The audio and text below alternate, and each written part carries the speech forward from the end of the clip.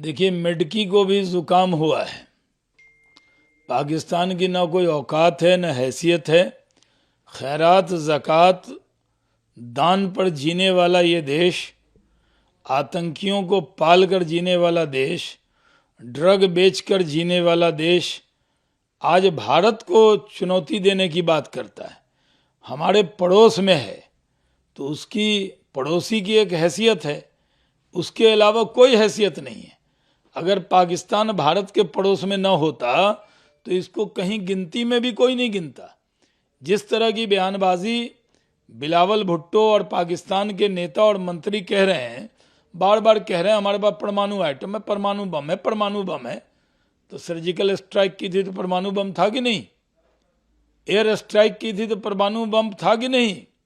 पूरे दुनिया में अलग थलग कर दिया मोदी जी ने पाकिस्तान को, तो परमाणु बम था कि नहीं? औकात है नहीं है, चले हैं मोदी जी से बराबरी करने और भारत से बराबरी करने।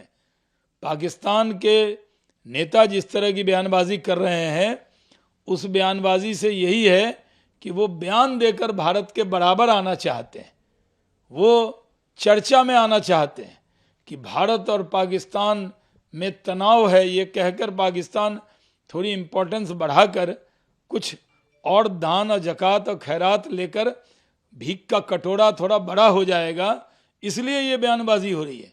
ये टैक्टिकल बयानबाजी है, ये कोई टंग स्लिप नहीं है उनकी। ये जानबूझकर प्लानिंग से बिलावल भुट्टो का दिया हुआ बयान है। कोई फर्क नहीं पड़ता। भारत के प्रधानमंत्री सिर्फ भारत के प्रधानमंत्री नहीं है, आज दुनिया में ग्लोबल लीडर हैं। सबसे ज़्यादा फॉलोअर पूरी दुनिया में इनकी है। और अब पूरी दुनिया में आप चले जाइए, जो रेटिंग है लीडर्स की, हमारा नेता नंबर 1 पे आता है। तो ये भारत के नेता नरेंद्र मोदी जी हैं। लेकिन सर कांग्रेस पार्टी ने बिलावल भुट्टो के बयान की निंदा तो कर ली, लेकिन राहुल गांधी जी जो बयान दे रहे हैं उस पर कांग्रेस का क्या कहना है? उस पर भी जवाब दीजिए। वो तो मिलता जुलता बयान दे देते हैं। कांग्रेस पार्टी को यह भी ध्यान रखना चाहिए कि बिलावल भुट्टो ने जो अपशब्द कहा, ऐसे हजार अपशब्द तो कांग्रेस ने कहे हैं प्रधानमंत्री नरेंद्र मोदी जी के लिए। तो अगर आप विपक्ष में रहकर अपने देश के प्रधानमंत्री का सम्मान नहीं करेंगे तो फिर देश के लोग वही करेंगे जो गुजरात में कांग्रेस के साथ हुआ।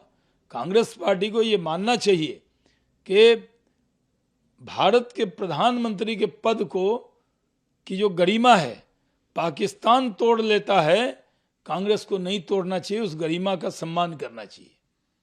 दूसरा सवाल, कुमार के बयान के बाद प्रशांत किशोर ने कहा है कि राजद सबसे बड़ी पार्टी है, तेजस्वी को अभी मुख्यमंत्री बनाना चाहिए ताकि बचे हुए 3 साल में उनके कामकाज को देखकर आगे के चुनाव में जनता यह तय कर पाए कि वोट किसे करना है। देखिए, लग रहा है मुख्यमंत्री का पद कोई व्यक्ति तय करता है। मुख्यमंत्री का जो पद है वो बिहार की जनता तय करेगी, और बिहार की जनता के पास सिर्फ नीतीश जी और तेजस्वी जी और राबड़ी जी और लालू जी लाइन, ये नहीं है लाइन, उसके अलावा भी लोग हैं ना। यानी मुख्यमंत्री तो हमारा बनेगा, भारतीय जनता पार्टी का, और नीतीश जी कह रहे हैं कि तेजस्वी को बनाएंगे। तो ये जनता बनाएगी या कोई व्यक्ति बनाएगा? नीतीश जी मुख्यमंत्री बना सकते हैं तेजस्वी यादव जी को, अगर वो अभी ओथ करा दें, क्योंकि अभी उनके पास बहुमत है। 2025 में तो भारतीय जनता पार्टी का ही मुख्यमंत्री बनेगा, और जनता के दिल में बैठ चुका है कि कौन मुख्यमंत्री होगा। 2025 का मुख्यमंत्री बिहार की जनता को मालूम है, उनके दिल में है, और कमल के फूल वाला है। दूसरा सवाल सर ये है, सरकार से 7 सवाल पूछ डाले हैं चीन सीमा विवाद को लेकर।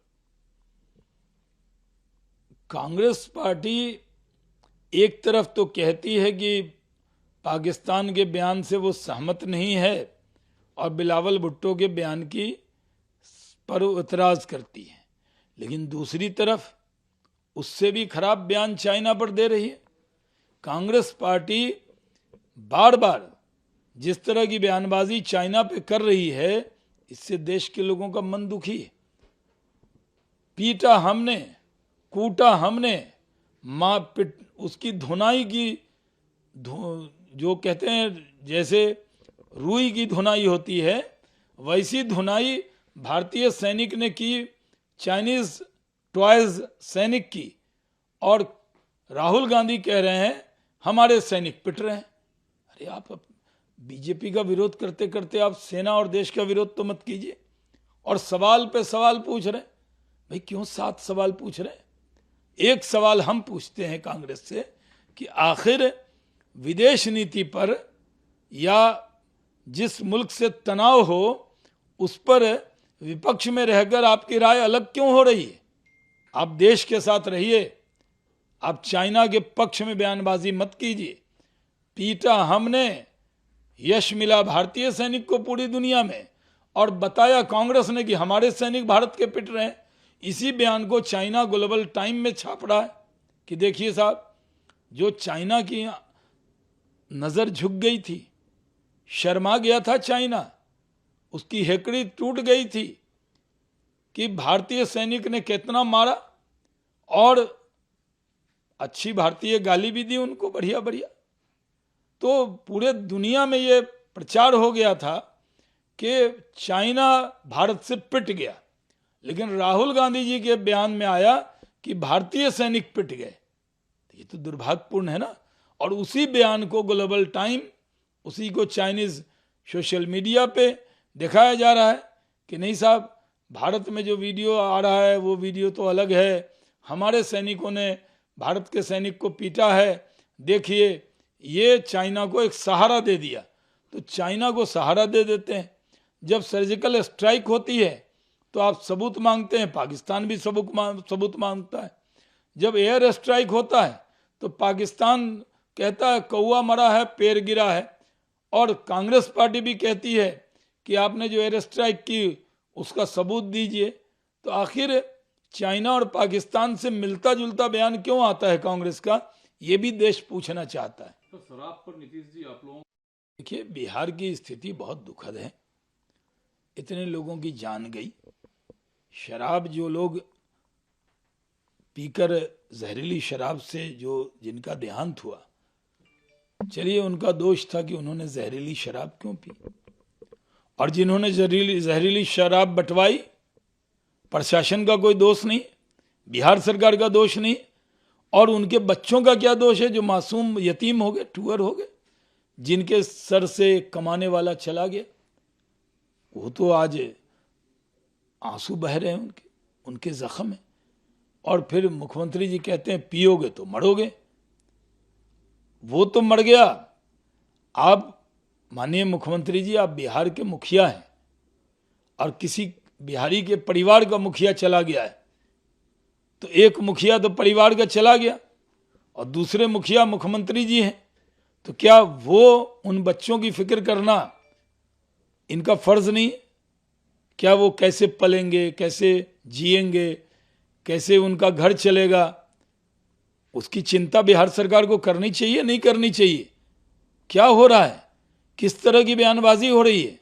हम लोगों को बड़ा दुख और दर्द होता है ये देखकर कि इतनी बड़ी तादाद में बिहार के लोग, जिसमें बहुत गरीब परिवार के लोग हैं, वो चले गए। ह्यूमन राइट कमीशन उसकी जांच कर रहा है, और बिहार सरकार एक ही बात कहती है, पियोगे तो मरोगे, पियोगे तो मरोगे।